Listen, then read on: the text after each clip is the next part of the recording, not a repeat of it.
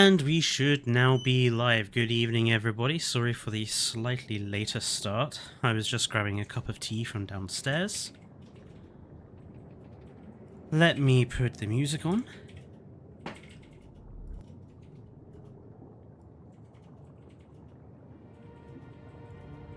Folks, let me know if the music is too loud or if I'm too quiet or too loud. You know, the usual. Ah, yes, how is everybody?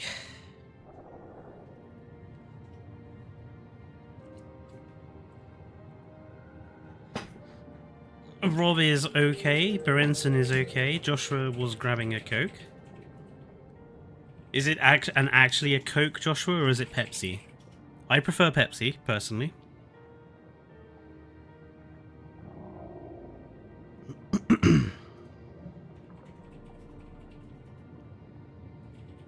You prefer Coke?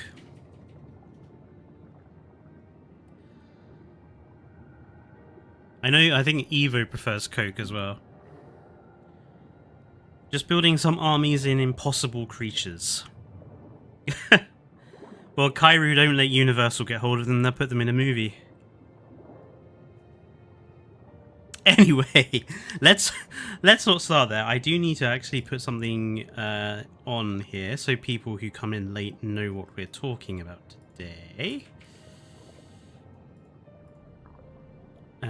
So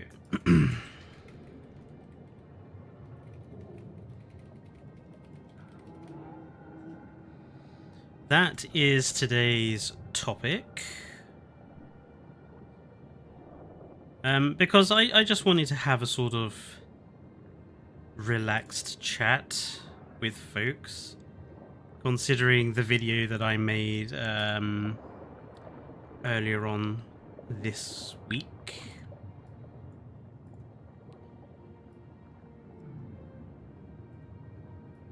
There we go.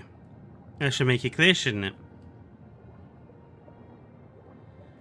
Oh, something happened in Coronation Street that was shocking. Oh, don't tell me, Joshua. I'm sure my mum will let me know at some point.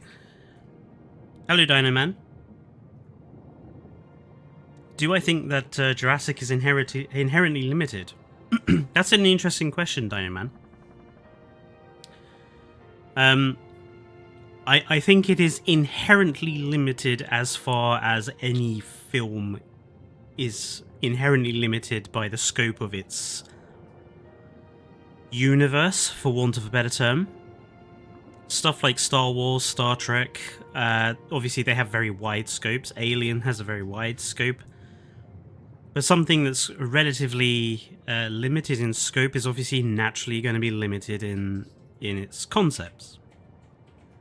That's not to say that I think Jurassic is out of ideas. But I do agree, I do think it is inherently slightly limited. The video was great, can't stop playing it over and over. I think Evo enjoyed hearing me shout a bit.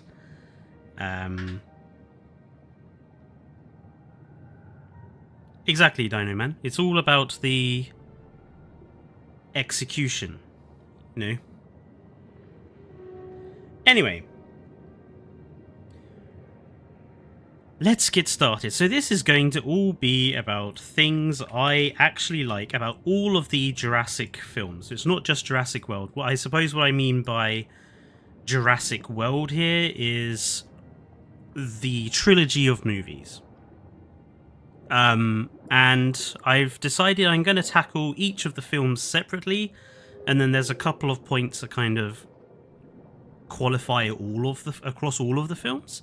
So they'll be towards the end. Something you might hear me say quite a lot with a lot of these is, it's just a shame that. There will be qualifiers to some of these statements. Not all of them will be as crystal clear. So we're going to start with Jurassic World Evolution. Jurassic World 1. I got waylaid by my choice of music there. So, the first thing that I think is really good about Jurassic World 1 is we get to see the park open. Which I think is really important. Like, none of us got to see Jurassic Park be open and successful, and I think it's a really interesting interpretation of a successfully running dinosaur theme park. It can't be denied that Jurassic World is kind of impressive for what it is. And I don't think it can be understated, sort of, the effect seeing the park open has on that movie, you know. Seeing the kid throw those doors open to see the lagoon and the innovation center and Main Street and everything, I just think it's really cool. And I think they succeeded in making Jurassic World feel different enough to Jurassic Park in its sort of artistic styling, which again is really cool, I think.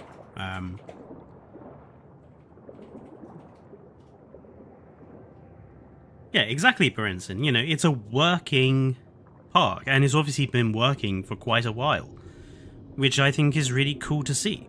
It's also really cool to see how commercialized it's become, which is kind of part of its messaging. You know, with, you know, it says Samsung above the Innovation Center door, for example. There's so much sponsorship everywhere. And that gets the point across in a really nice, subtle way. I agree with you, Monster. I think it would have been nice to have seen more of the park before everything went wrong, but from what we got to see of it, I think it was, I thought it was pretty cool.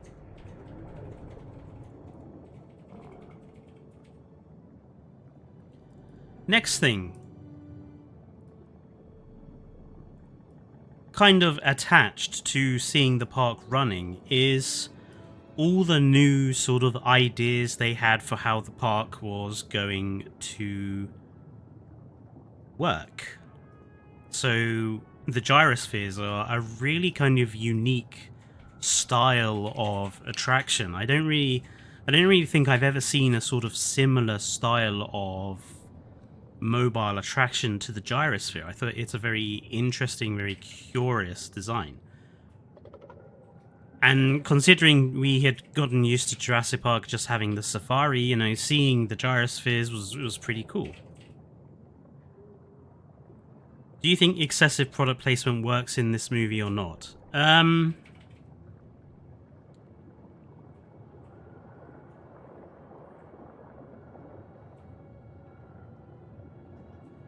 I think I wouldn't really call it excessive, because to me, Jurassic World does it in a very subtle way. It's not like the Indominus Rex has, you know, Pepsi sprayed on the side, for example. I think the product placement works in a very subtle, believable way. It doesn't spend time pointing out these product placements. They're just naturally there, as they would be in any park which is naturally been built this way.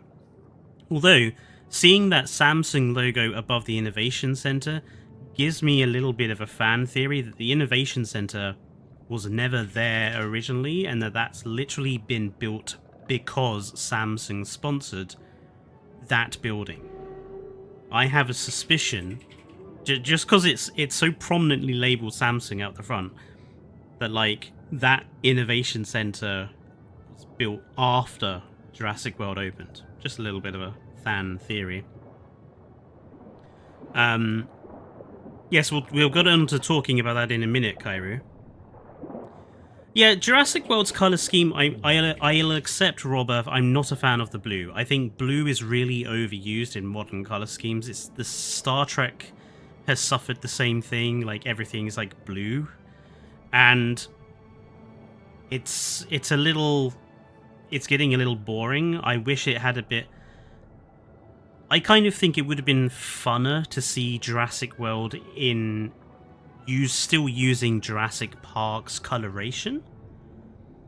So like, imagine all of the Jurassic World stuff still using the Jurassic Park colors as a little bit of a homage. I think that would have been nice. Why Samsung and not Apple? Probably because Apple would have cost too much money. But yeah, like seeing the gyrospheres was really, really cool. It's an entirely impractical attraction, but it's still a very cool attraction to have. And as Kairu mentioned, I suppose this brings us on to this guy. So obviously, not just the Mosasaur Lagoon, but the aviary as well.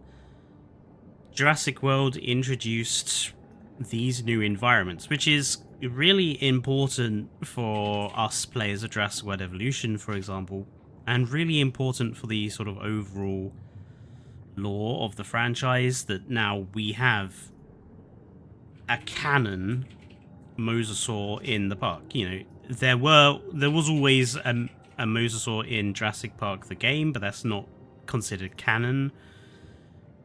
But so now we have a canon and Mosasaurus in the park. We have canon aviary and aviary species in the park. So the expansion of the prehistoric animals that we see in the lore as a result of Jurassic World, that's got to... I can't really ignore how good that is. Yes, the Mosasaur is stupidly oversized. But you can't ignore how sort of dramatic and impactful it is in the movie. At least in the one scene it's there.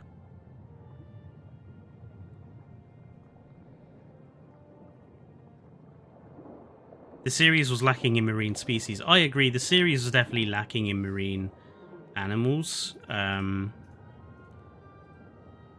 I personally would have preferred Jurassic World to have not removed that concept of the submarine tour with the plesiosaurs and ichthyosaurs, because I think them just having this supersized mosasaur, it seems a bit of a waste of this environment. Like, you just have one supersized mosasaur living here. It just seems to be a bit of a waste.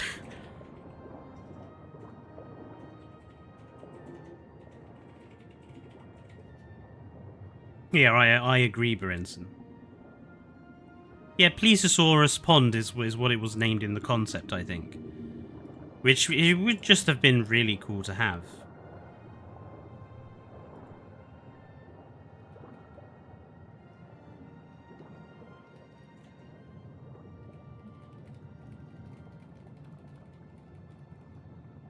Loch Ness Pond.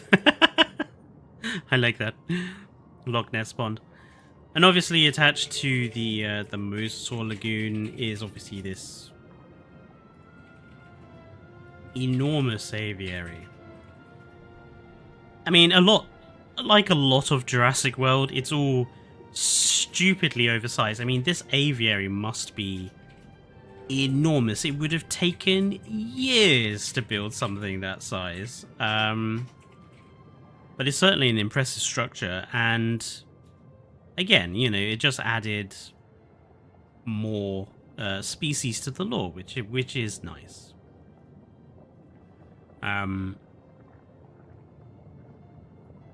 Imagine if they considered including the submarine tour but cut it because it would have been over budget.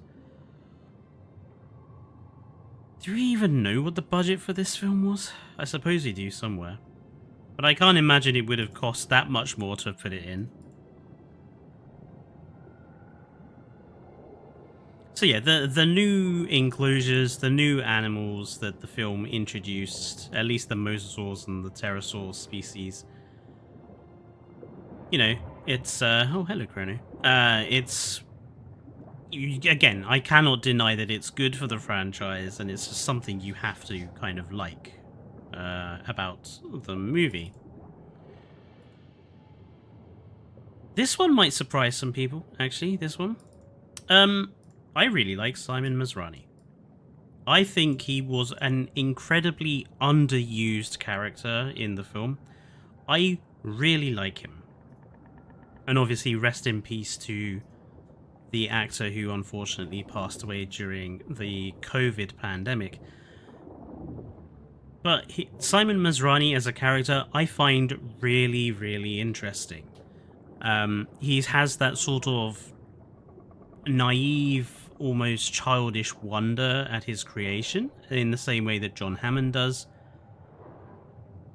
But he also is a bit more of a hands-on CEO. He knows how he wants the park to be run and what he wants the park to be. And I do think there's some really good scenes with him in. Like, when the Indominus Rex first escapes and they're talking about shutting the park down and everything, and he calmly takes control of the situation and says, well, let the ACU handle it, because the existence of the park is predicated on them being able to handle situations like this. And I think that is a really good point. Like, regardless of how dangerous the Indominus was, the park can only works because they can control a situation like this. And there's this sort of understanding from Masrani in that he understands that these animals are going to escape. Like, by saying the park can only exist if we can control a situation like this, he understands that a situation like this was always inevitable. Unlike perhaps John Hammond, that kind of assumed all the technology and everything would keep everybody safe.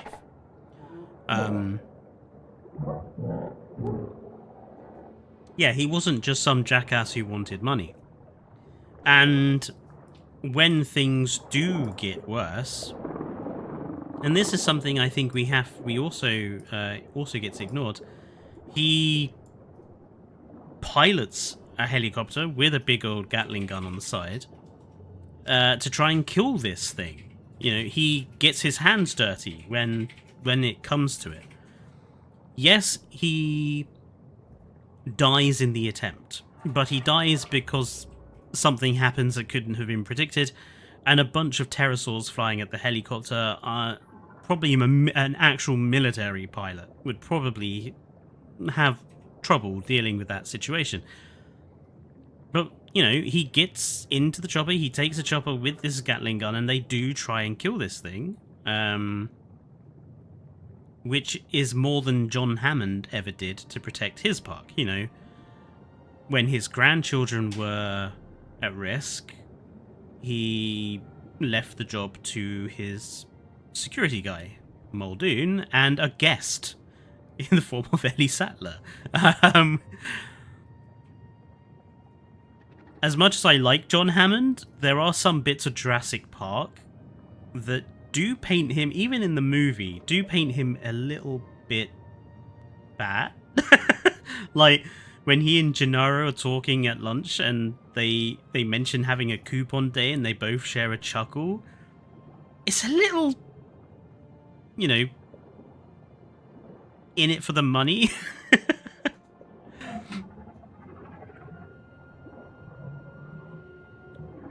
Well, Berenson raises a good point here. The fact that they kind of killed him off really was a shame, because I kind of wanted to know how Masrani and John Hammond were connected. Like, because Masrani obviously knew Hammond personally. So how did that happen? Like, were they longtime friends? Was it something that happened after the events of the Lost World? Like, I was curious as to how that worked. But obviously, they killed him off in the movie, and unfortunately, the voice actor then, the actor then died as well, so we can't even have like a prequel or flashbacks or anything like that. I think there was so much more that could have been done with his character in later films. But who knows? Maybe he'll pop up in... oh no, I suppose not. I suppose he wouldn't pop up in Camp Cretaceous, would he? Because they've gone past that point now. Yeah, so I suppose we only get one film with him in, which is a shame, because I thought he was a great character.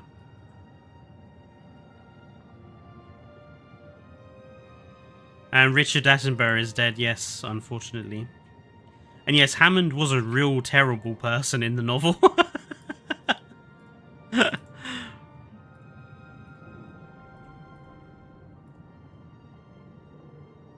He did, and I don't think the voice actor in JWE2 did his voice quite correctly. I like the voice actor for Owen kind of works, but the voice actor for Masrani really doesn't.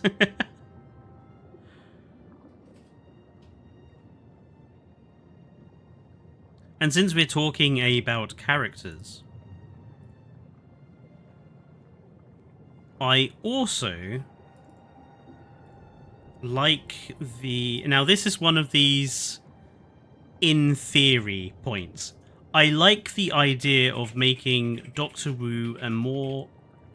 Well, making him a character, because obviously in the original film he was just the happy, clappy geneticist who just did his job, basically. Jurassic World turned him into an actual character, and they made him a bit of a complicated / morally grey / megalomaniac kind of character, which I think is a really interesting choice in theory. I mean, he's a really good actor anyway, is BD Wong. I like him in this. I've seen him in a few other things I thought he was really good in. And the idea that the sort of the guy who created all these dinosaurs developing a bit of a god complex, I mean, feels pretty realistic to me.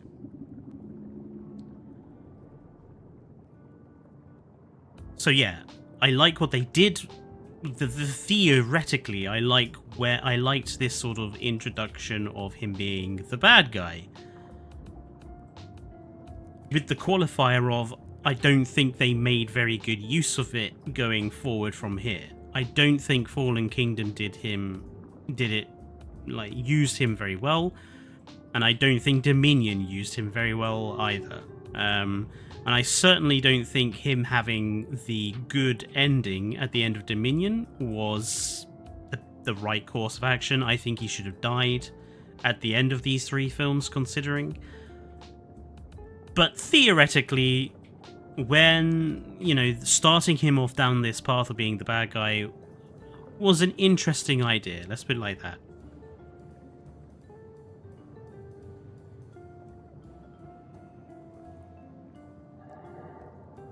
He isn't really a villain for me. Interesting, Rob. You don't think he's a villain, even though the actions of Jurassic World kind of he sort of revels in painting himself as the villain.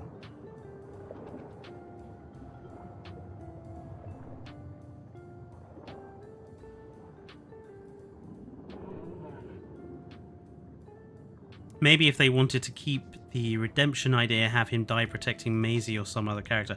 I mean, that's how I kill him off in my Dominion rewrite. I had him sacrifice himself to save somebody else. So you get the best of both worlds. He dies, but you also get a bit of a redemption. Antagonist, yes. Villain, no, not really. Interesting distinction, Joshua. One thing that I do like about Jurassic World that I can't really demonstrate in the form of a picture is the soundtrack. I think the soundtrack to the first Jurassic World is really, really good. There's a number of music tracks in Jurassic World that I really like. The InGen March theme is one of my favorites. Obviously the reworked version of the original theme is really good. There's just a lot of really good music in the first Jurassic World, which is I think it's a shame that Fallen Kingdom and Dominion, I think their soundtracks are a bit too generic for me. I think Jurassic World is the best soundtrack of the 3.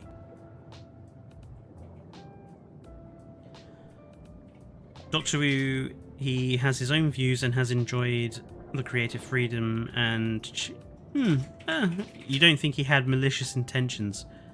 Interesting, Rob. Hello, Matthias. He feels like Team Rocket from Pokemon. He is not a villain, but is against the main heroes. You know, now every time I see him come on screen, I'm just gonna imagine that Team Rocket introduction from the Pokemon TV show.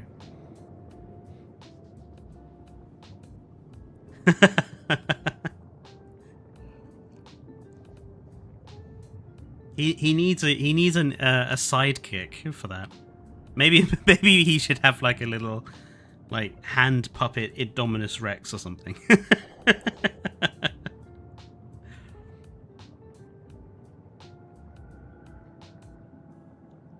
I like his quote, "In the eyes of a bird, the cat is a monster and we are just used to being the cat." It is a very good quote. I mean, I think that whole scene with him and the Masrani is a bit jammed in with exposition, like to sort of explain the Indominus Rex's superpowers. I think there's a better way of doing that than just having 5 minutes of exposition flung at the audience. But he does have some good lines in that particular part. I do agree with you there, Rob. No worries, King Giga. And Star Wars Battlefront 2... Okay, King Giga, by Star Wars Battlefront 2, do you mean the actual Star Wars Battlefront 2?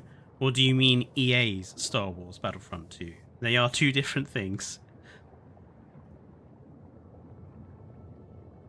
I mean, technically, EA's Battlefront 2 is Battlefront 4, if you want to be technical about it.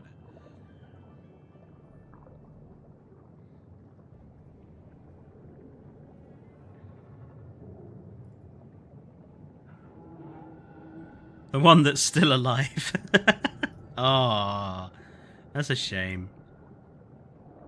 Granted, the argument of nothing in Jurassic World is natural didn't really hold up in Dominion. Aside from the T-Rex, who just had feathers, everything looks identical. Yeah.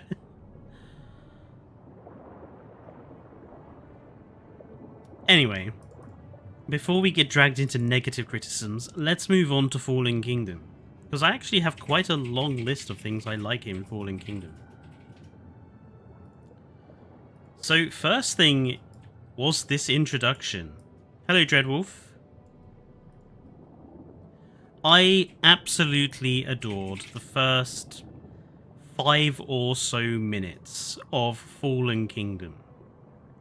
The atmosphere around them sneaking into the Mosasaurus Lagoon with this little submarine and then ending up being chomped by the Mosasaur in this... I mean, you can see by that picture. I mean, it's been brightened up so you can see it properly. But that's an absolutely great image. That's the sort of fear factor I want in the Jurassic films. And obviously you also have the bits on land with the T-Rex and the helicopter. It's all, you know, at night, at stormy, the lighting is great, it's very cinematic, it's very thrilling. It's just a really good opening to the film. It just works really well.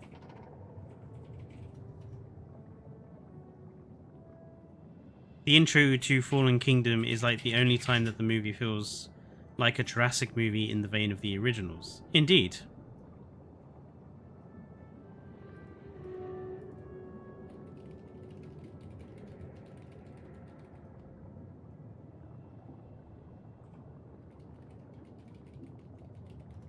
I've just remembered there was one thing about Fallen Kingdom that I didn't go and get a picture of. So I'm just going to quickly grab it now. There we go.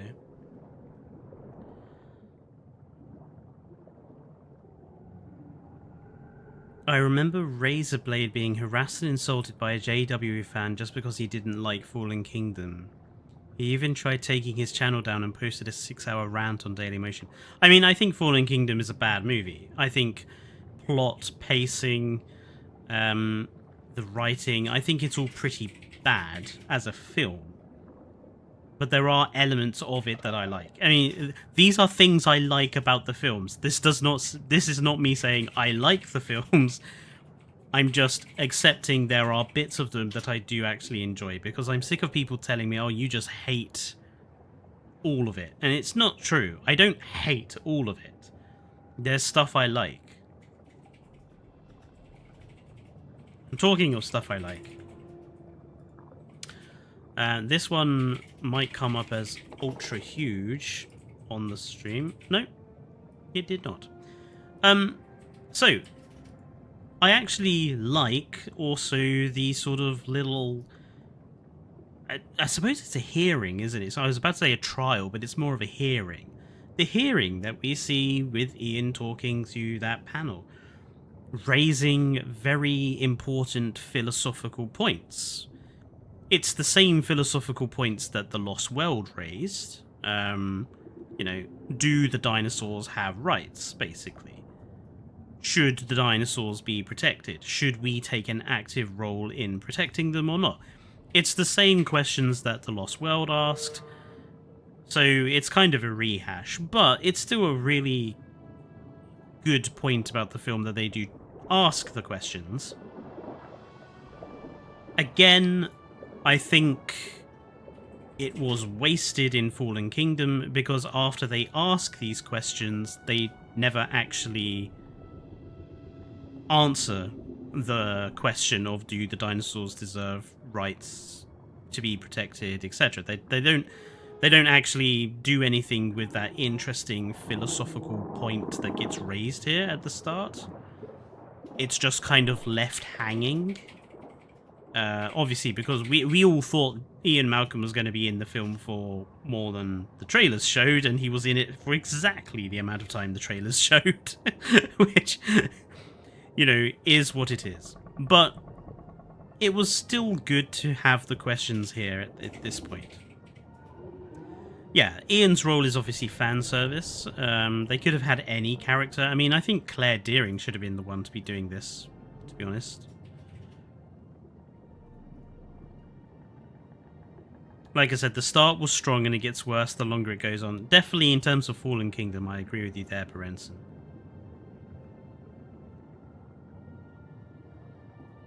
I don't miss the hybrids, Matthias. But like I said, we're trying to be positive here.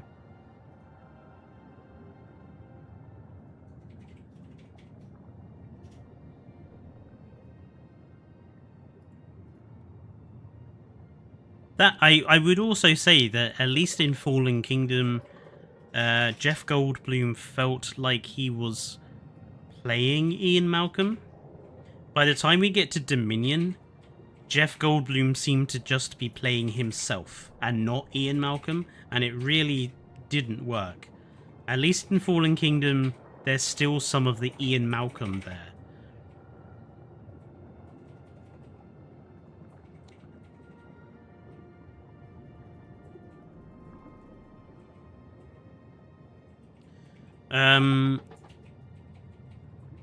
Jeff Goldblum should play Michael DeSandra if there's ever a GTA movie. I'm not sure. I'm not sure if that's a good or a bad thing, Joshua. Okay. Let's go and. By the way, am I coming through? Like, no one's commented if I'm too loud or if the music's too loud or if there's background noise is too loud. So I'm just keeping an eye on like the levels here on OBS just to make sure of it. But do let me know if you know, I need to change stuff. It makes me sad knowing he will never play Ian again in another Jurassic movie. I mean, I'm not. I personally don't think they should have brought the original cast back in Dominion anyway. Because it was done for pure fan service. I kind of think that Ian Malcolm should have stayed where he was in The Lost World. Because that was basically his best moments. I'm done with the franchise until they kill someone really important. It doesn't matter how scary their beasts are until there's a real danger or high stakes. I suppose... Nah, I mean... That then raises the question, has anyone in the franchise been killed off who is like really important. Apart from the bad guys, I mean.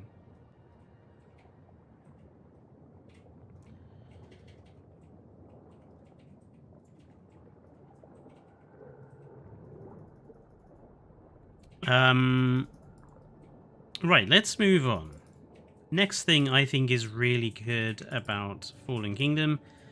Again, kind of similar to how it was nice to see the park running in the first film, it's nice to see the abandoned park in the second film, because there's that pleasing symmetry to it of we saw the sort of what was left of the old park in the first movie, and now we're seeing it the same thing happen to Jurassic World. You know, it's being overtaken by nature, and it's just really cool to see I kind of have a thing for like abandoned stuff, like abandoned theme parks and museums and that sort of thing.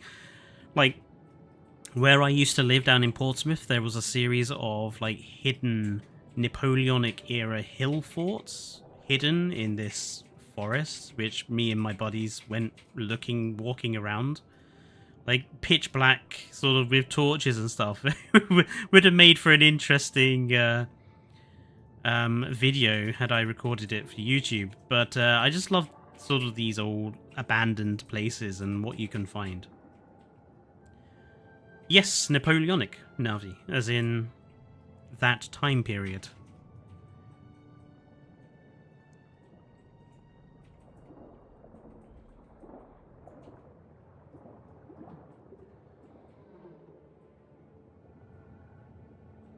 Was great combined with the Brachio appearance. It was, Rob. I think seeing the Brachiosaurus there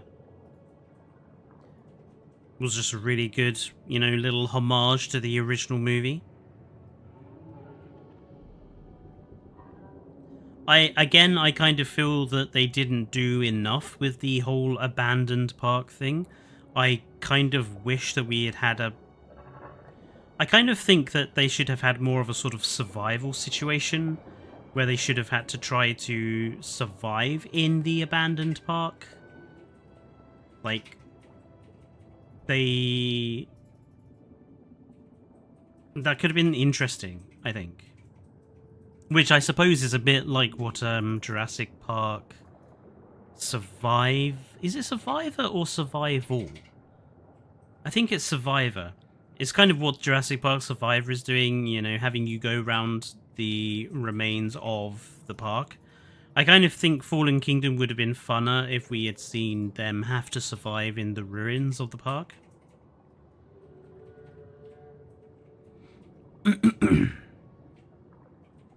Bit off tangent, today is the 80th anniversary of the British arresting Flensburg government with Karl Dönitz.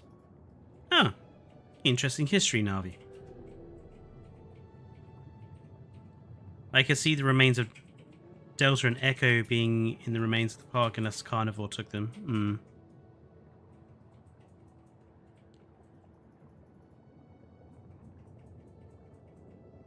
Instead, we're going to get an iPad kid movie with cheap thrills and a nonsense plot. Pathetic. Well, Dreadwolf, like I say, we're trying to stay positive here and not mention Rebirth. Maybe I'll talk about Rebirth towards the end if there's time. So yeah, seeing the abandoned park was pretty cool.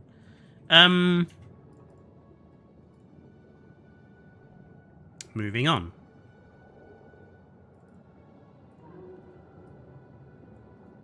Now, as much as I absolutely despise the fact that the franchise has become infested with sort of... Hello, Chrono. Infested with sort of pointless action sequences, like a Marvel, and it's become a bit Marvelized. It can't be denied that the volcanic eruption and a lot of the action sequences in all of the Jurassic World films, but I think the volcanic eruption subsequent stampede is pretty cinematically impressive. It can't be ignored. you know, seeing Mount Zeba erupt and destroy the island, or at least part of the island, is still a really amazing piece of CGI, which you know you can't ignore. I like volcanoes as well, Rob. Yeah, I do feel that in terms of like plot and logic, I agree with you, Berenson, that this is where the film starts falling apart. But in terms of the sheer spectacle, the volcanic eruption is pretty cool. Working on a mod, Dreadwolf. I am curious. Well, Joshua, you bring us on to the next thing that we can discuss, because we do have to mention, you know, Jurassic World Fallen Kingdom gave us plenty of new animals. You know, the Allosaurus, the Carnotaurus, the Sticky Moloch. Again, like the first film giving us the lagoon animals and the pterosaurs, the second movie expands our roster of other animals. Oh, the baryonyx. The baryonyx as well. I think I got a picture of that. Yeah, a very again, another cinematically impressive looking shot. As as much as I hate the baryonyx design, you know, seeing all these new animals, you know, it was just really good for the franchise. I would have rather the baryonyx have been the website design as well, for instance.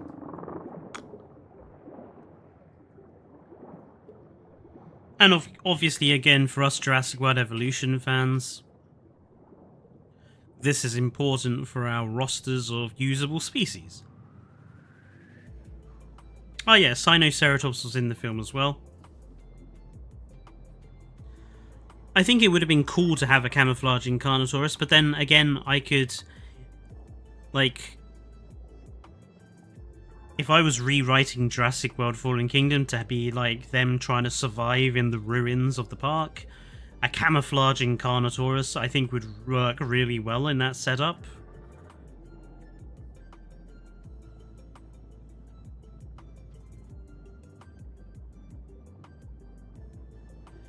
They could have added Cerato or Pachyrhino or Suko, but the movie was already quite jam-packed as it was, and Dominion certainly was.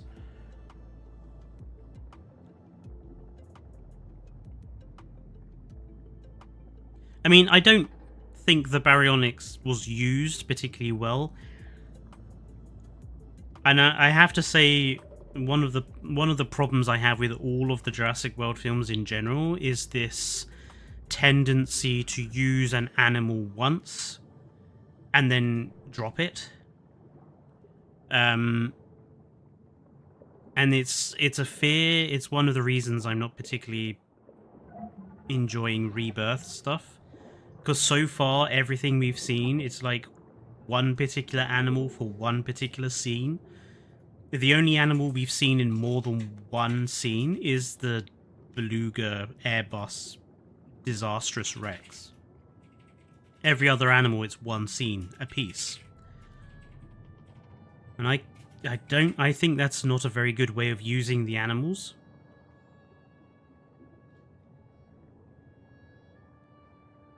Hello, Guillermo. Why didn't the baryonyx run away when it felt the lava? Well, it should have been dead when it hit it on the head. Like, you don't have a load of lava hit you on the head and you live, Kairu. That would have killed it. So it wouldn't have been able to run away, it would have been dead. But anyway, we're not trying to talk about negative stuff. We're trying to remain positive.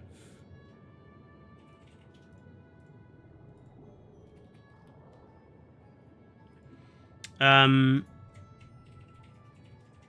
baryonyx definitely had a defense boost. Next up,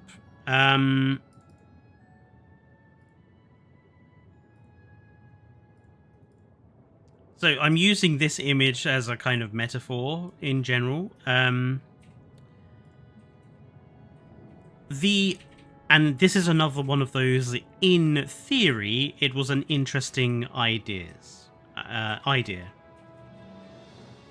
The idea of seeing more of the characters of John Hammond's past, who helped him with this venture, was an interesting idea. I don't think Fallen Kingdom did enough with it, and I think they did it in a really bad way, having this John Hammond stand-in character be a friend of John Hammond. They didn't commit to it, exactly, Navi. But I think it was a very interesting idea to bring in. Like, you could have used that in the whole, Senate hearing thing. Like, have someone who used to know John Hammond come in and talk on his behalf for the rights of the animals. Like, if I was going to rewrite Fallen Kingdom, it would be a split film. There would be the survival situation on the island, and there would be the court case going on in the Senate room. Because I think the philosophical messaging part of the courtroom thing is really important to play out.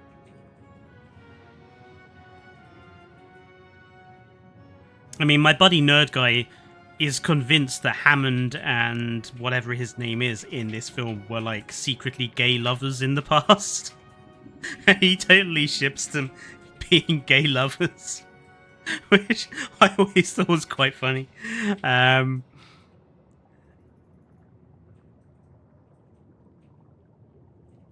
Yeah, I mean, Sanctuary Island as well. I felt like we didn't really get to hear much about that at all, considering.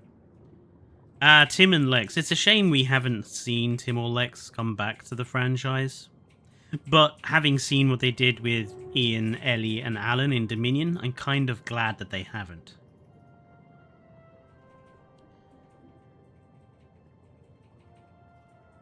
So yeah, this was another one of those. In theory, it was a good idea, but the film doesn't really do enough with it to make it work.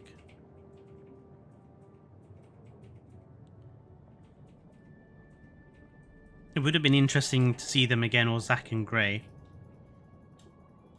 I didn't really see the point of the kids being in the first film.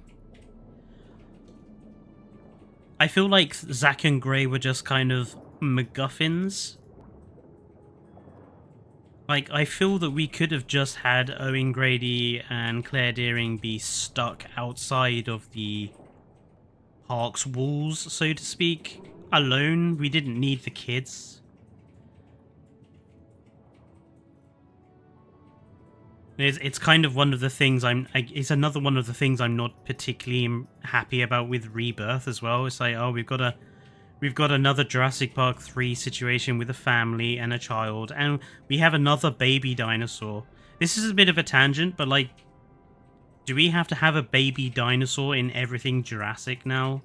Like, we had Baby Blue, we've had Bumpy in Camp Cretaceous, and now we've got this baby Ceratopsian, which has also been named in Rebirth. Like, do we have to have a baby dinosaur in every movie? It feels shoehorned in because obviously baby dinosaur cute, baby dinosaur merchandise will sell. It's just grinds my gears a little bit.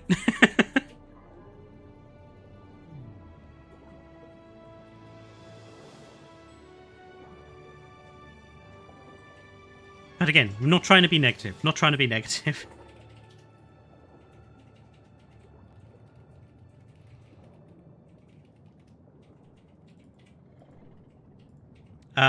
Next thing I really liked, and this is another one of those in theory things. Where is the picture? Oh, I used this picture. So, this has nothing to do with the the Indoraptor, by the way. It's just a picture to represent this. I like the idea of the dinosaurs running rampant around this mansion. It's a very Dino Crisis, very Resident Evil-esque idea.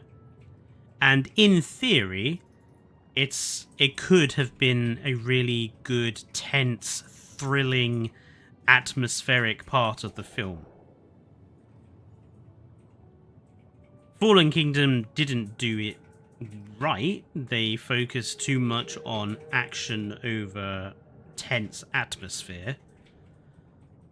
But in theory, having them trapped in this mansion with dangerous animals inside could have been really cool.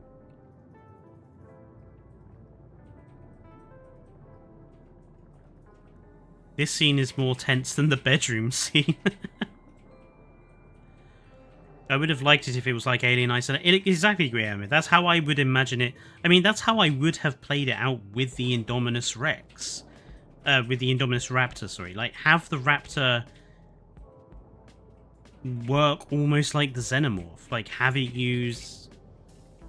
Like, have it climb up the walls. Have it climb onto the ceiling. Have it... Like, give it more interesting sort of behavior than just, I'm going to run at you. Because the Indominus Raptor is one of the most useless animals in the franchise. It doesn't kill a child. I mean, the Giganotosaurus is the most useless because it doesn't kill anybody. But the Indoraptor is almost as bad. I like a lot of the imagery in the mansion. Yeah, like, when they have it in the movie and it's all black and night and there's that storm outside and the thunder and the light, it's all very gothic. It's a very old-fashioned horror movie, like I say, very Resident Evil. And could you imagine, like, having some glowy-eyed Troodons or even the old Jurassic Park 3 raptors wandering round that dark mansion in the middle of a storm, and all you hear when you're trying to work your way through these dark corridors is like the raptor noises from like Jurassic Park 3? That would have been so tense and so thrilling. And it would have made the film feel scary. Because that is something all of these films suffered from, is that the fear factor has disappeared. Like, none of them... There is only one bit in Dominion, which I'll talk about in a bit, where it actually felt like true to the original. I suppose the Mosasaur at the beginning, but it was over too fast. There was nothing that allowed the tension to build up. And they could have had that with the mansion, but again, Fallen Kingdom didn't do enough with it. Good idea, bad execution. I like how the Indoraptor is impaled by the horns of the Triceratops.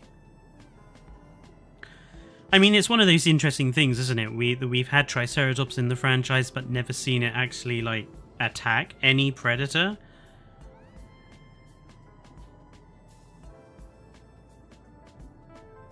Hello, Smaug.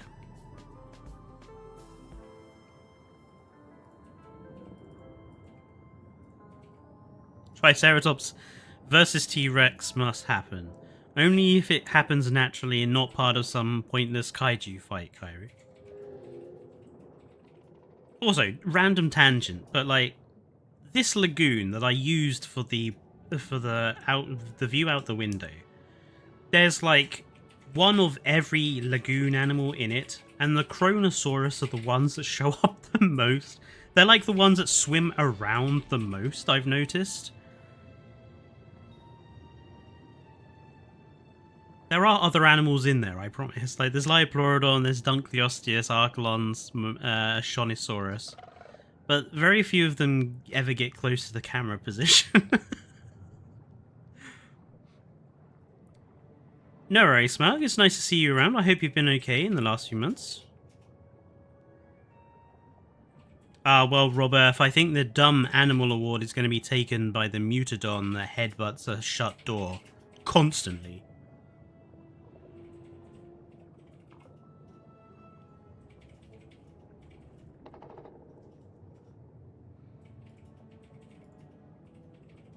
What if the island was used by those fellows in the novel Nublar belonged to Germany, and they created monstrous dinosaurs and created a facility that InGen upgrade to create mutants and abandon it again? I mean, that kind of sounds like the plot of Rebirth, frankly, Navi.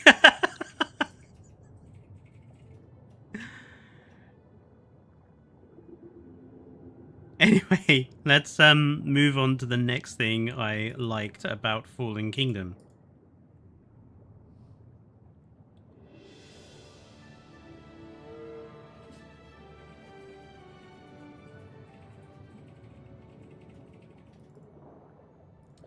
And yet again, this is another one of those, in theory, it's a good idea. The releasing of the dinosaurs into the wild is a good idea because it solves one of those inherent problems that Jurassic has always had, which is, how do we get X characters onto an island full of dinosaurs, you know? Getting the dinosaurs out into the wild was a really, really good idea. I don't think the way it happens is particularly interesting with clone childs. I'm a clone, they're clones, so I'm going to release them into the wild bit. I don't think that's a particularly interesting way of doing it. It's a bit cliche in my opinion. And again, I think in theory, Dominion and Rebirth, unfortunately, doesn't do enough with it. Spoils the setup that it created. But the idea of having them out in the wild was a really, really good one.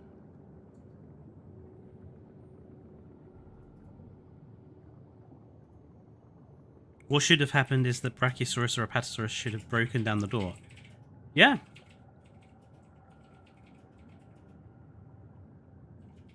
Why is it a good idea? It doesn't make sense what happened after the situation. Dinosaurs still alive. Well, like I said, Rob, like Dominion and such never did enough with the idea and never really explained it well enough, never really interacted with the setup that they provided. But getting the dinosaurs off the island and into the wild solves an inherent problem with the Jurassic franchise as a whole. Because otherwise,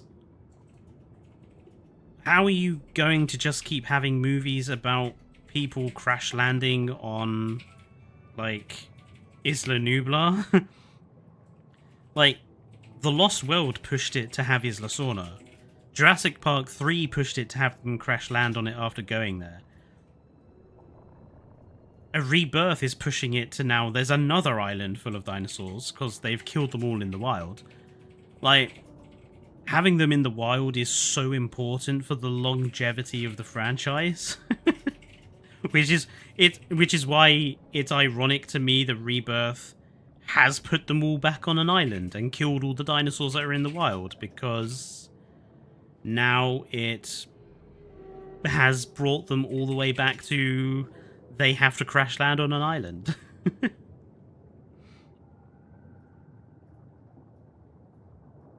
Yes, well, we'll get to Dominion, because I did find some things to say about Dominion that I actually did like, oddly enough. Even though I think it is the worst film of all of them, I think it's the worst. I was actually talking to Eva about this, like, why she dislikes Fallen Kingdom more than Dominion.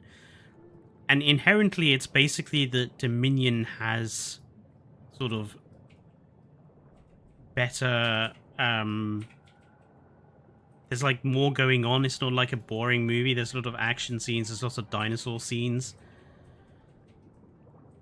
Whereas Fallen Kingdom, I think, can get a bit boring. I think that's what she said anyway. I might be misquoting.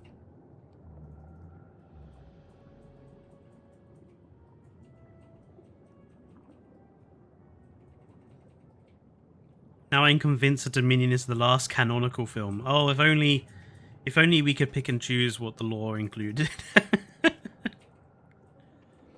Looking back, I think I got more bored at the end of Dominion than at the end of Fallen Kingdom.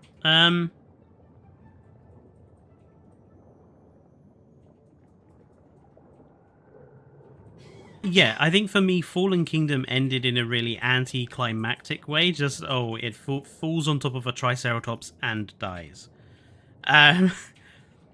Dominion for me, I think I was just like, I was willing the film to end. I just wanted the film to end.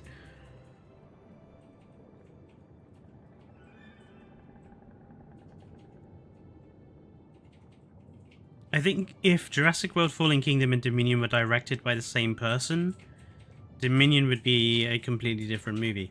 I mean, I think that's a fair assessment. I mean, we saw with Star Wars, the sequel trilogy, what happens when you switch directors for one film, and then that director has a very different idea of where your film franchise is going to go, and then you have to get the old director back again, and he has to make some very quick retcons. Like, we've seen the problem of having trilogy movies directed by more than one person. So I think arguably if Jurassic had been just a 3-movie trilogy from the start with the same director all the way through, maybe it would have been better.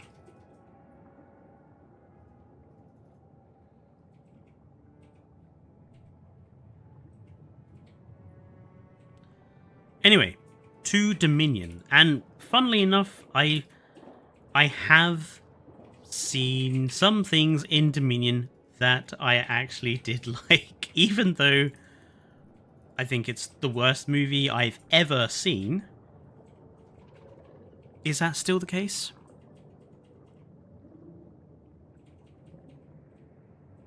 Alien Romulus wasn't very good, but it's not terrible. I haven't seen Thunderbolts yet. I thought the Marvels was okay. Yeah, yeah, I would stand by it to this day. I still think Dominion is the worst film I've ever seen.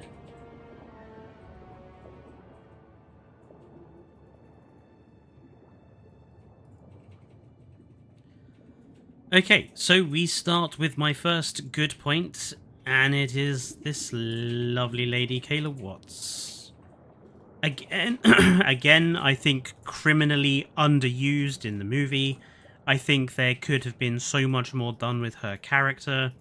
I think the way they handled the bisexuality of the character was done in a really spineless way, just so they could cut it from the film very easily. And also, just like the idea that it's bisexual representation to have her talking to another woman was just preposterous, Universal.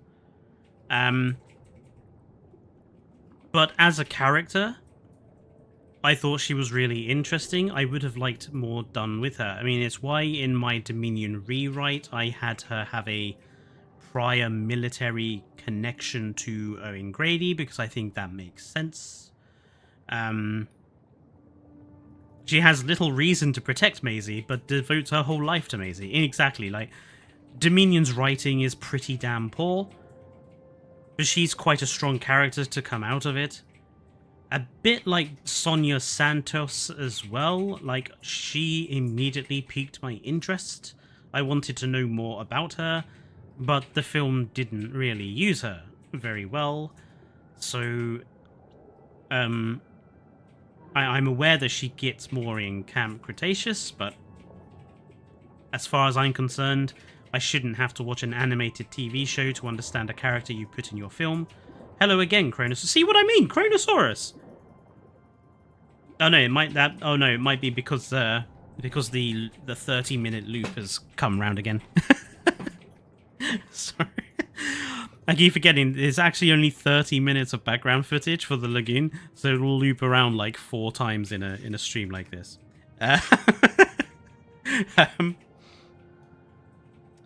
Well, Franklin hasn't been killed off. He just wasn't used.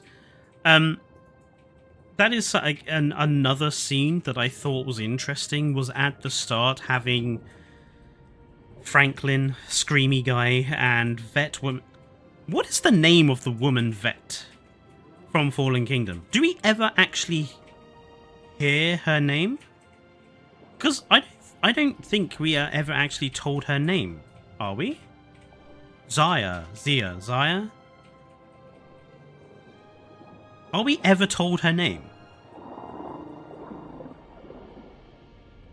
Zara is the one that dies in Fallen King in the first film. She gets eaten by the mosasaur. We are told the name. Oh, okay.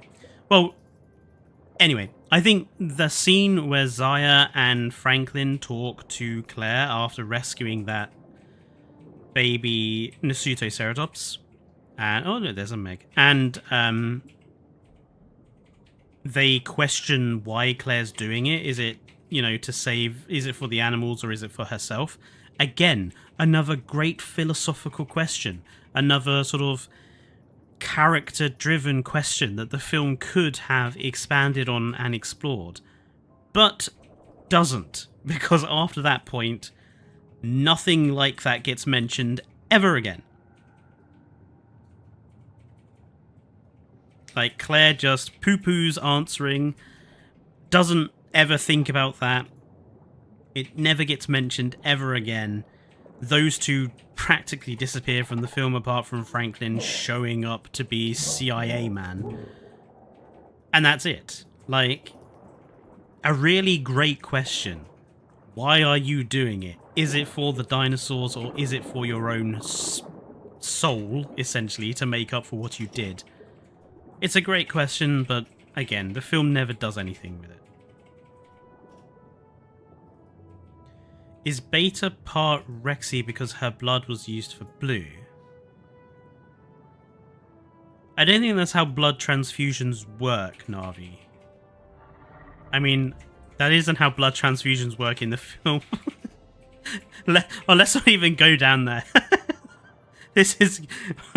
I'm trying to be positive, guys. Stop bringing things up that I'm going to talk about. I'm trying to disprove the idea that all I do is hate on the movies.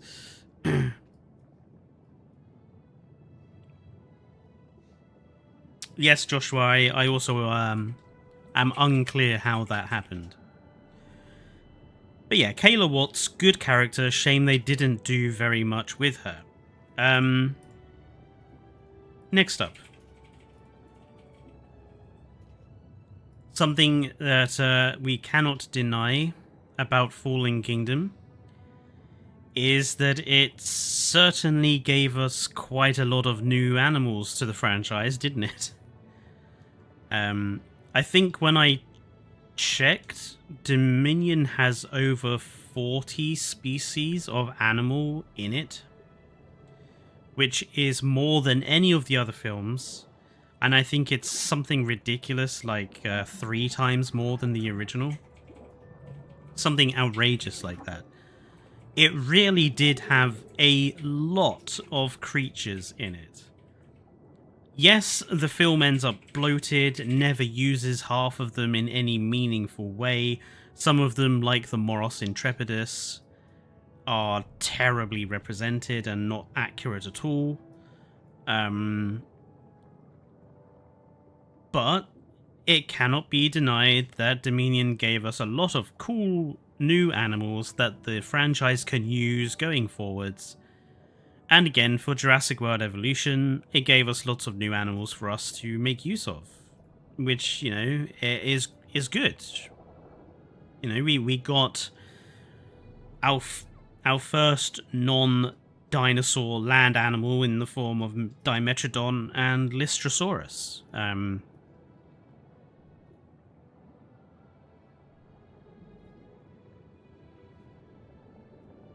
I just wish that... I think Dominion should have just cut a few of the animals out and used more of its animals more than once. I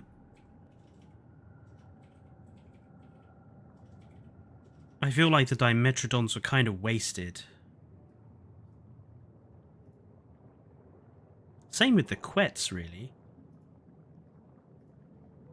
They have it literally to show up for 30 seconds to destroy an aircraft and then it buggers off. I would have loved to see the Quets more. Like, they made this horrific, supersized Azdarkid, and Azdarkids are scary looking anyway. Could you imagine, like, a sort of a scene like... You know that scene in Jurassic Park 3? Where you just have the Pteranodon walk through the fog towards the kid? Could you imagine something like that in Dominion, but like have the Quets walking out through like the burning forest with like smoke and fire around it? Just have it walking towards the cast through the burning woods, this giant supersized Azdarkid? That would have been such a shot.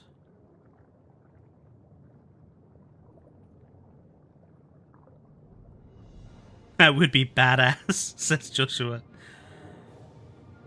Although it may be positive, no suspense. The absence of dinosaurs was the scariest part of it. Like how Dilo revealed to Neji. That was the best bit of it for me. Yeah, I mean, the lack of suspense in all of the modern Jurassic films is an ongoing problem. And so many animals have been underused. And I feel the same thing is happening to Rebirth. Like, I bet you the Titanosaurs are literally only going to be in it for that scene of them in the valley, and then they're going to disappear. The Quetz is going to be there for that one Aztec temple thing, and then it's going to disappear. I reckon the Spinos are only going to be in that one scene with the Moser, and then they're going to disappear. It's just the way that the films seem to be made now. They don't want to use more animal. They don't want to use the same animal again. Hello, Gillian. At least I got to see my favorite Freddy Krueger turkey. Ah, right. Well, let's bring us around to that, shall we? Since we're mentioning it.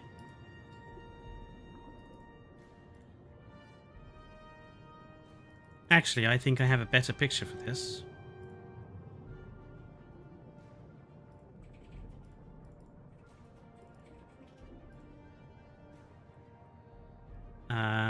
This one.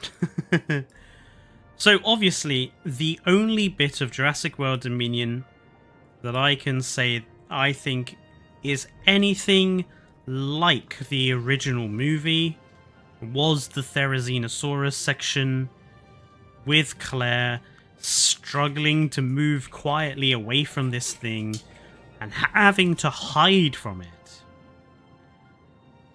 A herbivore. So, you know, the first time we've seen a herbivore used in this sort of way, and it was really tense. It was, you know, unlike all of the other Jurassic World scenes in a lot of the movies, there was no music. There was just the sound of the animal and the sounds of Claire Deering. There was no stupid over-the-top music note to it or anything like that. It was just tense and thrilling and atmospheric. And it's what Jurassic should be. And it was perfectly done. I will completely say that. Like, that section of the movie with the Therizinosaurus, perfect. Shame the whole movie wasn't like that. But that one scene is just great. And yeah, it brought the Therizinosaurus into the franchise. And the Therizinosaurus is one of those dinosaurs that looks fucking messed up, and it isn't even a hybrid. Honestly, why can't we have a messed up Therizinosaurus instead of D-Rex, or a messed up Therizinosaurus instead of those stupid wyverns? Sorry, mutadons. I wish the scene was longer, but I'm glad it's in the movie. Yeah, I mean, I actually think that particular scene is as long as it needed to be. I think the only way you could make it longer and make it still worthwhile is to maybe have Owen and Kayla have to sort of rescue Claire from the Therizino, so they're also hiding from it.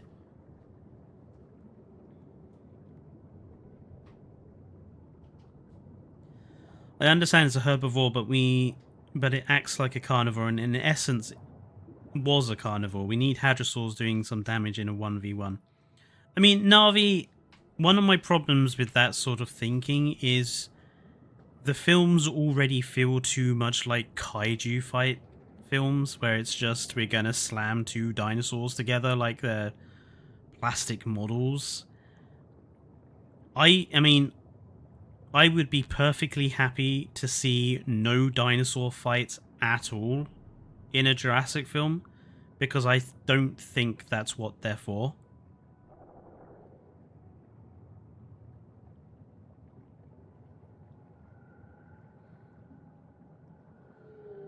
Theri had the best scene. I would agree with you, Kairu. I think it is easily the best scene in Dominion.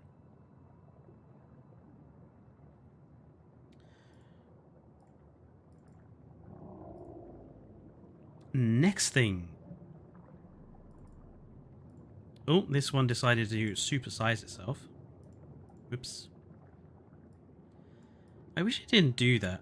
There must be a setting where it just, like, doesn't swell up. So, again, cannot be argued that Dominion has some great cinematography. There are some really great looking moments. Seeing Biosyn Valley on fire obviously cannot be denied. It's like a really impactful cinematic shot, a bit like the volcano in the second movie. Trying to think of other moments in Dominion that I think the cinematography was really, really good. I mean, as much as I don't like the locusts' inclusion, seeing them, you know, swell up into that bait ball at the farm and sort of go after the kids, that was pretty impressive. If they had, like, started actually attacking and trying to eat the children, would have been even more scary, but of course they didn't do that, which is, again, a shame. But it's another great cinematic shot.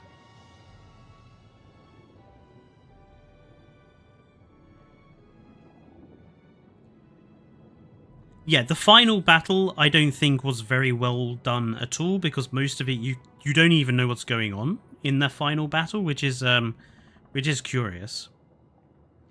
I had to laugh so hard that this whole valley started to burn even though it was so humid. Yeah, obviously the logic of how this rainforest in the middle of this alpine valley exists in the first place, when the nearby dam is so frozen solid. I think it's a very... The logic of this hidden valley is questionable to begin with. But the cinematography, just if we just thinking about how it looks, how the animals have been presented, some of these shots are really beautiful. You know, the CG is impressive in some cases. Giga isn't even a villain. The Giga is the most useless dinosaur in the franchise. It doesn't kill anybody. Like, the Indominus Rex kills people. The Indoraptor kills people. Rexy has killed people. The Raptors have killed people. Dilo has killed people. Compies have killed people. Allo and Carno have killed people. Spino has killed people. But the Giga, the only thing it kills is a insect. It doesn't even kill the deer, does it? The Rex kills the deer, and the Giga steals the deer. Like... It's honestly kind of sad that the Giga gets killed, since he didn't do anything aside from eating a burnt locust. Yeah, I'm like... The Giga totally didn't deserve to be killed. It didn't do anything. It just ate a burning insect. That's all. The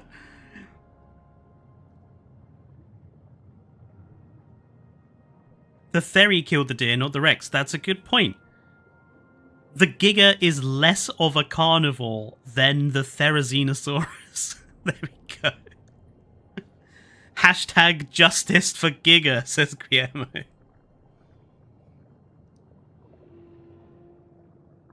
Honestly, such a wasted opportunity. You bring a new super predator into the franchise and you don't use it. What a waste. It isn't a Giga, but a dragon. Don't give them ideas, Navi.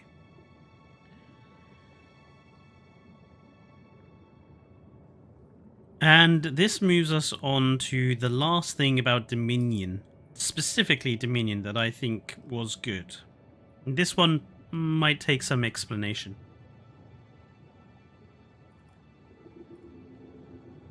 So, again, it's not this particular scene I'm commenting on. This is just a picture I'm using to represent this particular scene. The idea of bringing Biosyn back, in theory, was a good idea.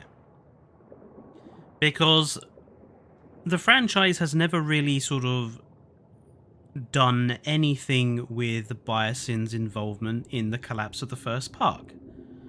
You know, they are responsible for destroying Jurassic Park, and all the calamity and the death that happens as a result is their fault. And the franchise has never really done anything with that. So in theory, bringing Dodgson back, bringing Biosyn back, and the fact you have most of the original cast there as well. You have Alan Grant, you have Ian Malcolm, you got Ellie there, you got Dr. Wu there. Like, there was the opportunity there for some really good storytelling, some really good lore building, some really good nostalgia referencing. I mean, it's why in my rewrite of Dominion, I have Dr. Wu find out that Dodgson is the person responsible for everything that happened at Jurassic Park. It's what makes him turn on Dodgson, is that knowledge that he's the one responsible. It was a really good idea to bring them back. They just, like a lot of the elements of these movies, never did enough with them. Oh well, Navi, if you want to hear more about that idea, you should go and listen to me talking about how I would have written Dominion. Because there's a lot more than just that. Dodgson basically got replaced by Ludlow in The Lost World. Yeah, I find it very curious that in Dominion itself we have like all of the original cast, we have Biosyn, we have Dodgson back, but we don't hear anything about the San Diego incident. We don't hear anything about Alan Grant surviving Isla Sorna with a family of plumbers and having to be rescued by the Marines. We never hear anything mentioned about that. We never hear anything about Biosyn's involvement in bringing the park down. We never even hear like Dennis Nedry's name mentioned ever at all anywhere. Like,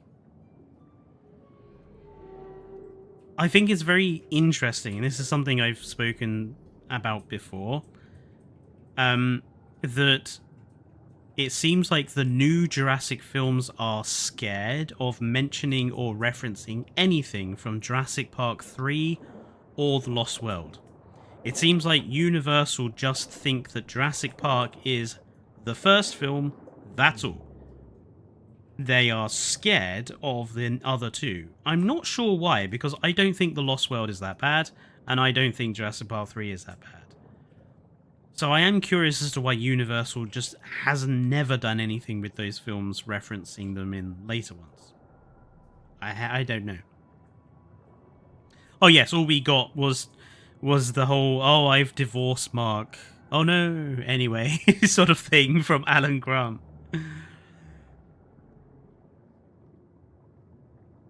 You might as well axe them from canon if you're not going to mention them in the new movies. Exactly, Gillian. Like, what is the point of having Isla Sorna if you're never ever going to use it or mention it or talk about it? I mean, I find it baffling that in 2 movies where dinosaurs have escaped, Ian Malcolm at no point makes reference to the San Diego incident. Like, ever, nowhere, ever does he mention, you know, this thing happened before in San Diego. It was a terrible catastrophe. Maybe we shouldn't be allowing it to happen again. Like, it's like he's completely forgotten what happened. Same as Alan Grant and Ellie have completely forgotten about what happened in Jurassic Park 3.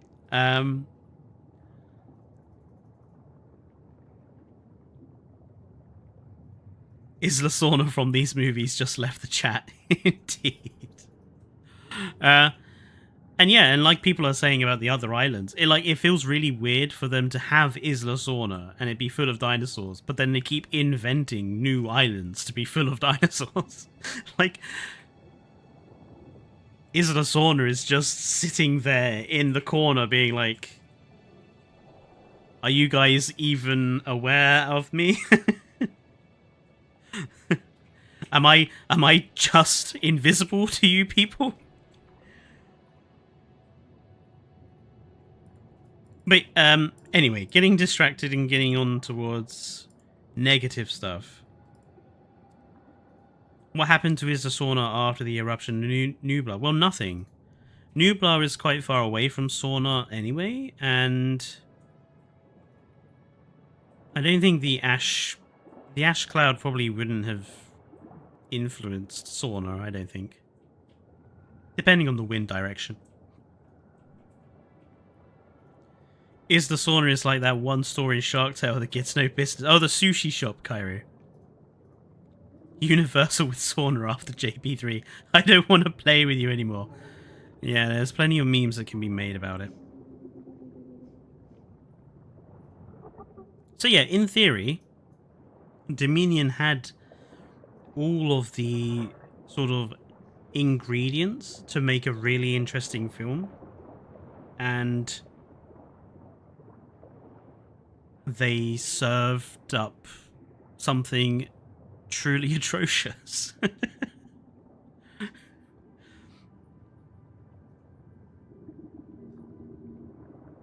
Both were volcanic islands, though, so there may have been an eruption at small scale. I don't think Sorna is confirmed to have an active volcano on it, though, Navi. I might be wrong.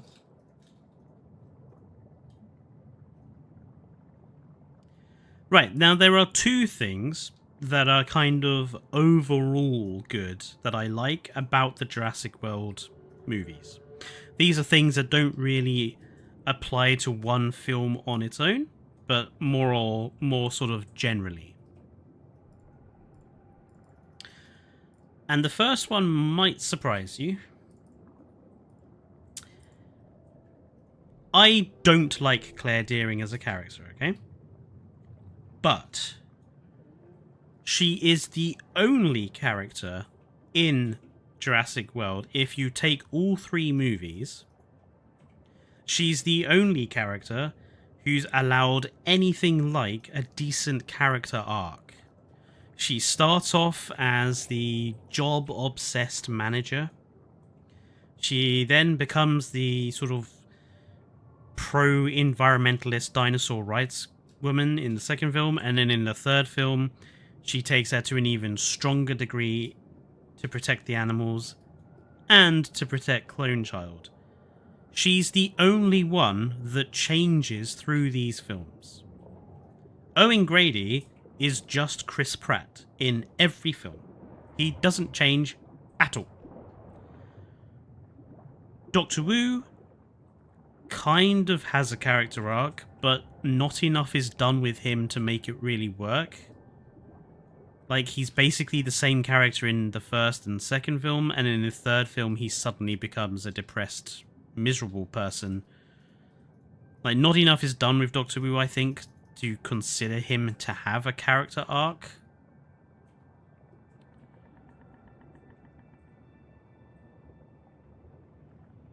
They're the only two, aren't they?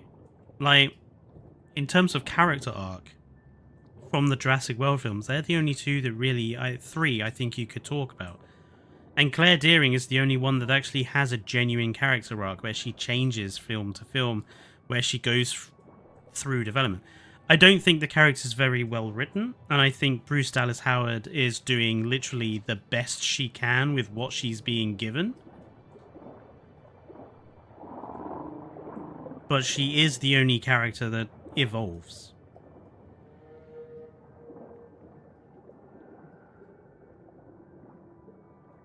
She can jump from roof to roof. Amazing. I mean, and yeah, I mean, she also does have some of those best sort of memeable moments, doesn't she? You know, running away from the T-Rex in the high hills, and a lot of the stuff in Jurassic World. There are some very funny, memeable moments in Jurassic World. I don't necessarily think she's very strong in Dominion. I think she's stronger in Fallen Kingdom and Jurassic World as a character. I guess some may find her hot too. I don't know. I mean, I'm gay, so I don't really have a perspective on this, but in the choice between Ellie Sattler or Claire Dearing, I think I'd probably go with Ellie.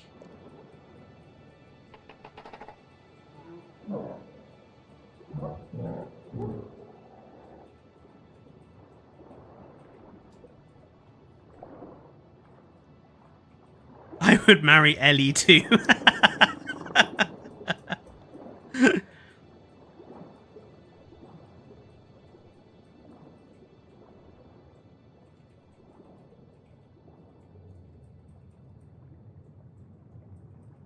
Do you need your milk again? Hot take, I would probably marry Claire because she's younger and ginger. I get the ginger thing, Joshua. I have a soft spot for a ginger myself. But as for the age thing, that's kind of why I would go with Ellie. Just like, I kind of dig the whole slightly older woman thing she has going on. But again, I'm gay, so this is very hypothetical.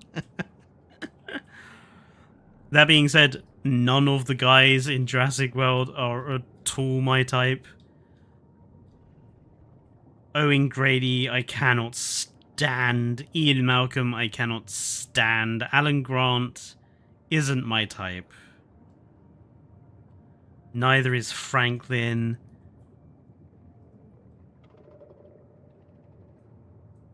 Yeah, I don't think there's any guys in the Jurassic World franchise that I think are remotely good.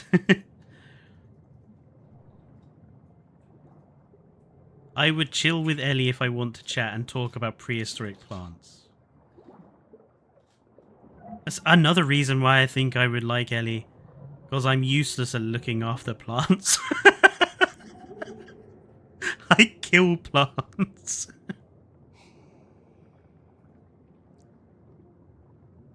So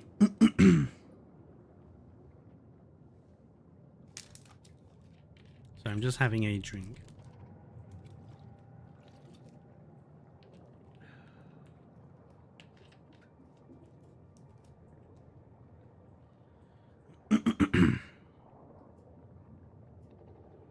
Jonathan Bailey, he's not my type either, Rob. I know people have been thirsting on him. Certain people I won't mention here. He's just not my type either.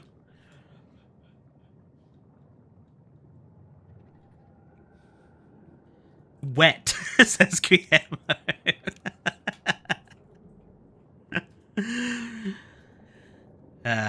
No, Guillermo, no. Bad. Back in your box. Right.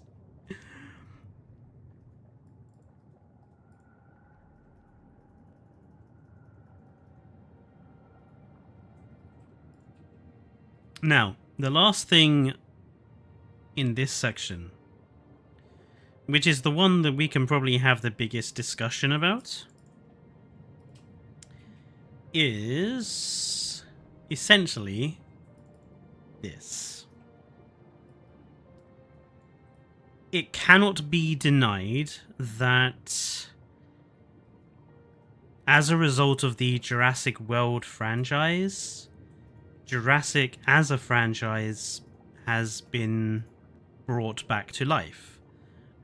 After Jurassic Park 3, it was basically dead. You know, there were no games, there were no TV shows, no movies, there wasn't a huge amount of merchandise, it wasn't, like, overwhelmingly popular. As a result of these Jurassic World films, the franchise is back to life, and that probably cannot be understated in how important it is, at least for, you know, something I'm interested in. You know, the Jurassic World Evolution games would never have happened. Camp Cretaceous and Chaos Theory would never have happened. All this wonderful swelling of merchandise that we now have, and I'm not just talking about the toys and stuff you get in gift shops. This particular image was from 2023 in the National History Museum. But it's other stuff, like the books coming out about the making of the first film, and all the behind-the-scenes stuff that have come out now in, like, for those of us who are interested in the, you know, the history and the background and all the behind-the-scenes stuff. We never would have got that without the Jurassic World films making it all popular again. Yeah, the Lego games wouldn't have happened.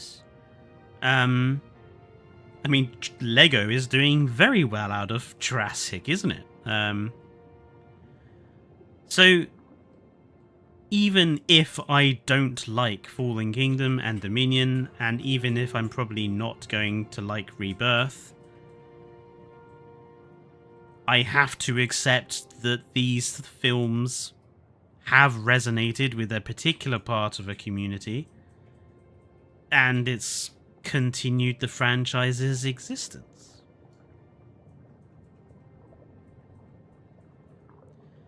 Even if the new Jurassic World film series is not very strong, I'm happy about the games and the community that's emerged. Exactly, Rob, you know.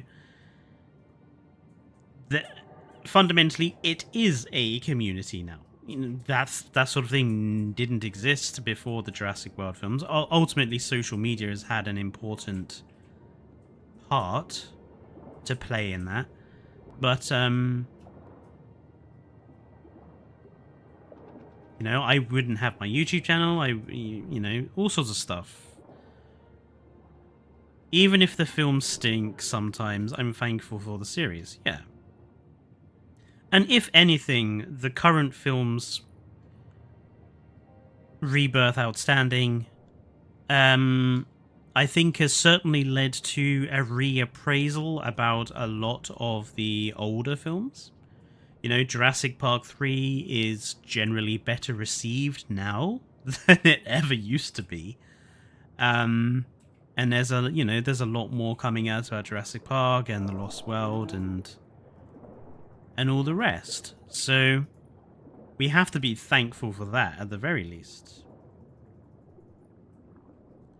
Even though I was born in the gap between Jurassic Park 3 and Jurassic World, I do love the franchise all the same. Well, yeah, indeed, Brenton. I'm glad to have met all sorts of people as a result of primarily Jurassic World Evolution. Obviously, me and Evo met through that. I've met a lot of good people I can call my friends as a result, so...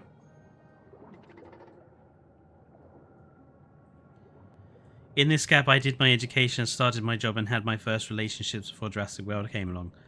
Kind of the same thing, Rob. I was at university. In fact, I had finished my first set of university before Jurassic World came out. Because I was at uni 2011 to 2014.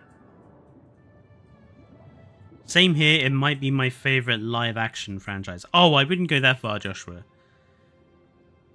I think my favorite live-action franchise is probably Star Trek still.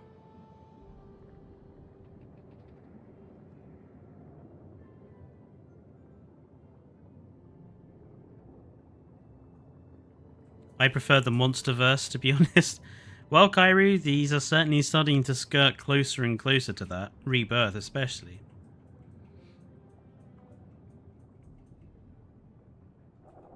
Would I put Jurassic World...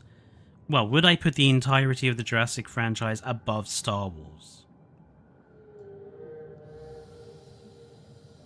Ooh. Would I... Because I don't think any of the sequel films are very good, and I've never really liked the final Star Wars film either, number 6.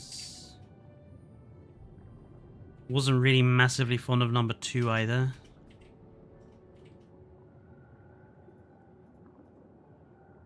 I don't know, I think like the Jurassic franchise and Star Wars are kind of on the same level for me. Like, I feel like they've both been like corporatized to be squeezed for money as opposed to being like led in a good direction. I think there's similar problems in Star Wars that there is in Jurassic, oddly enough.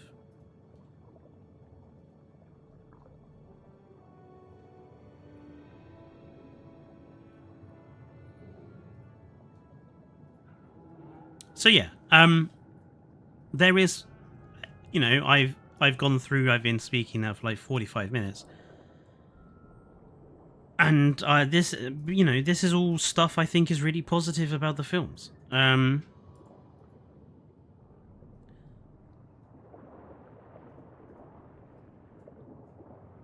Star Wars has 3 masterpieces, while Jurassic only has 1, but spite of that, I prefer Jurassic Park. 3 masterpieces? I would say 2 masterpieces, 2 very good for me.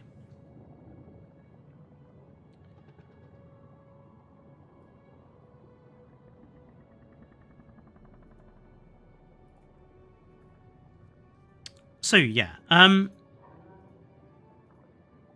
know I can be quite critical of a lot of stuff. I mean, I was talking to someone about this yesterday on the Discord, actually.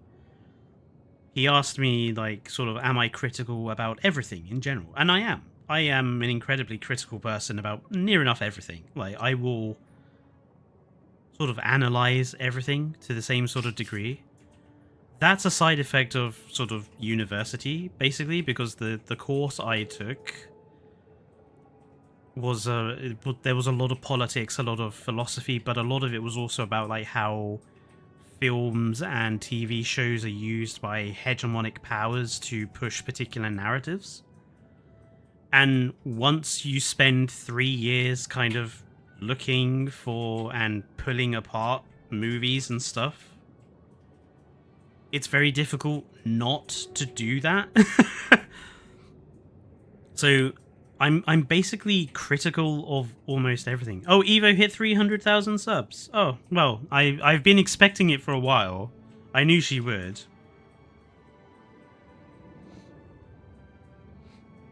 I suspected she would.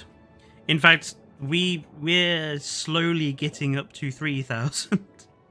I'm really hoping that when Jurassic World Evolution 3 stuff finally comes out, finally we might get to 3k.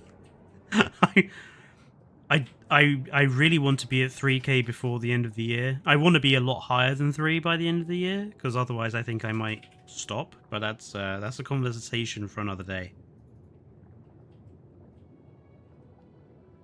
But yeah, I know I can be quite critical at times, and I know some people get pissed off by it. I just want to say that I'm never critical to deliberately offend. Like, I'm not trying to deliberately make anyone feel bad for liking something, or like I'm not doing it for the views or the lols, as it were. I'm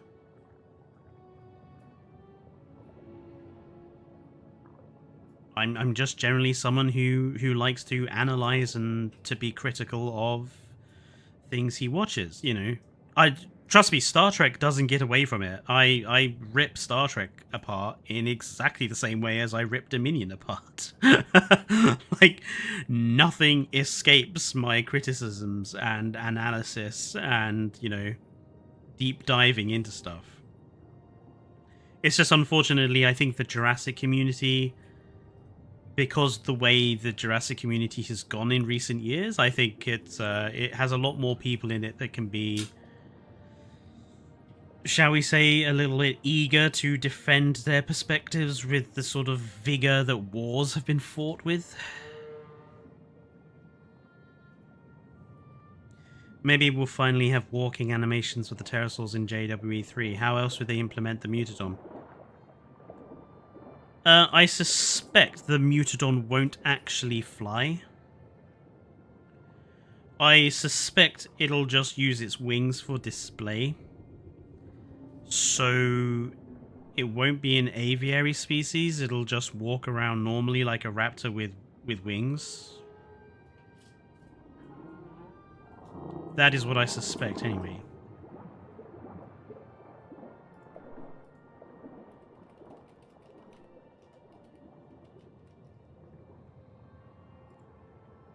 Guess I will play the Isle very late at night. Probably the best time to play Berenson, because a lot of the servers will be quieter and it'll probably be easier to grow and stuff.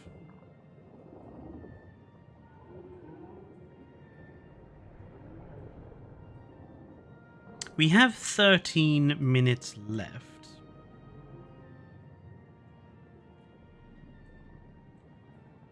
Is there anything people would like me to talk about? You know? Any specific questions or things from the Jurassic World films they would like me to talk about? I'm a relatively open book.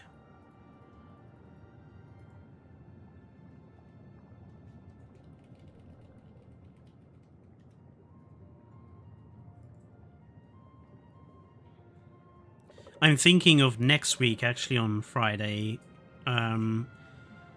doing another discussion stream, but planning like a theoretical season 2 of Prehistoric Park, because my retrospective video on that has done really, really well. So I think I might do a stream where we sort of plan a theoretical Prehistoric Park. What's your type? Talking about the movies, what's your most annoying character? Oh, God. The most annoying character. There's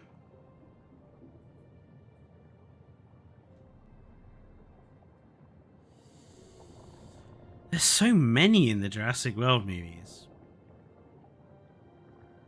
Like, I think the kids in Jurassic World 1 are really annoying. In Fallen Kingdom, I think the dumb rich guy who kills his father is just annoying. In Dominion, it's... Oh, Franklin is also really annoying in Fallen Kingdom because he just spends the whole thing screaming. In Dominion, Dodgson annoys the heck out of me. The constant eating and... He's just really annoying. In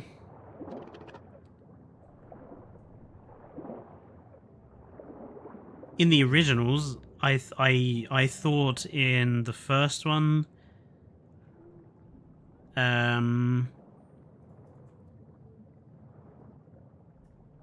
probably Lex. I thought Lex was kind of annoying. In the Lost World, again, it's probably the kid whose name I forget. And in Jurassic Park 3, Jurassic Park 3, does it have an annoying character who's not deliberately written to be annoying?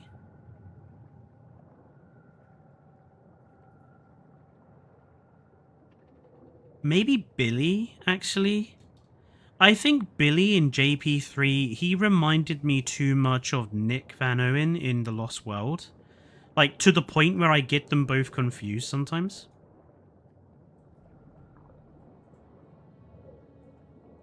What's your least favorite new creature in the World trilogy?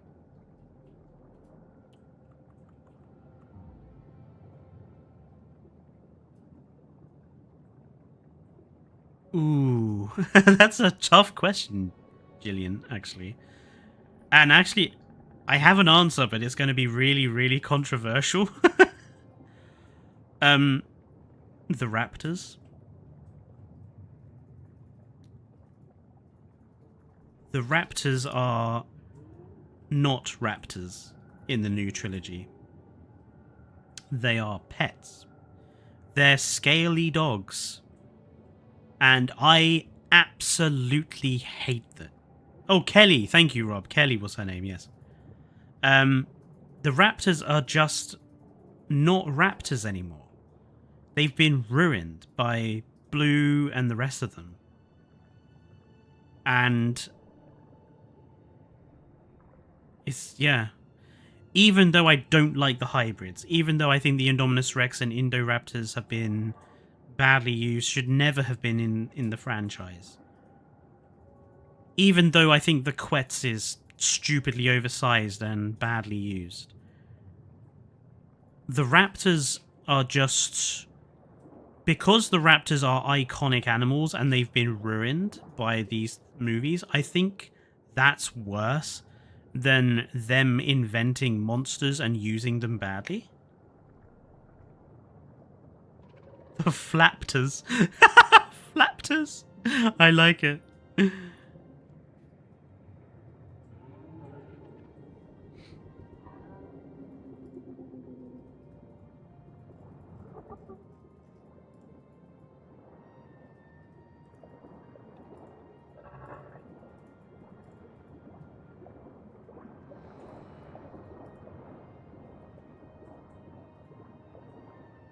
If I was to pick what is my favorite creature in the Jurassic World trilogy, probably Stiggy Moloch, I would say.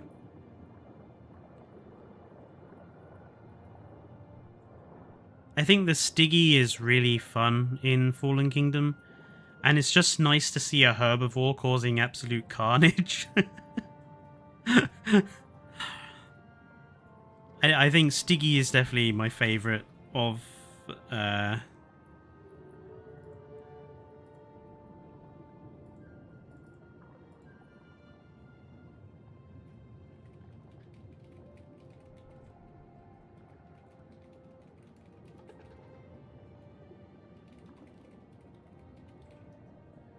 You like headbutts. I don't like headbutts, it's just I think it's a really fun... The Pyroraptor was one I wasn't a fan of. Oh, I almost forgot about the Pyroraptor and Atrociraptor. But again, like, they're badly used, but I don't think that's as bad as the raptors in the movies being turned into pet dogs, lacking any sort of fear factor at all. Like, if there's one thing I would remove from Jurassic World's canon is Blue. Like, just get rid of Blue. It's done no end of harm to the raptors being feared.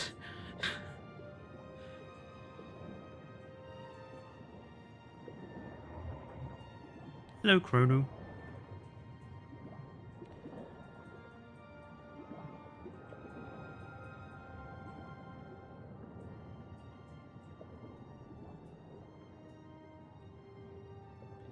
I agree, Blue was a bit much in my opinion.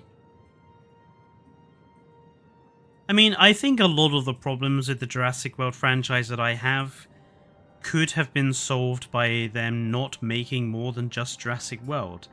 Like, Jurassic World as it was, as a independent movie on its own, is a perfectly good sort of nostalgic bookend sort of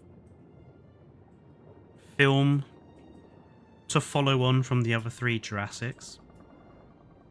If that film had never done any others, like if everything had just stopped there,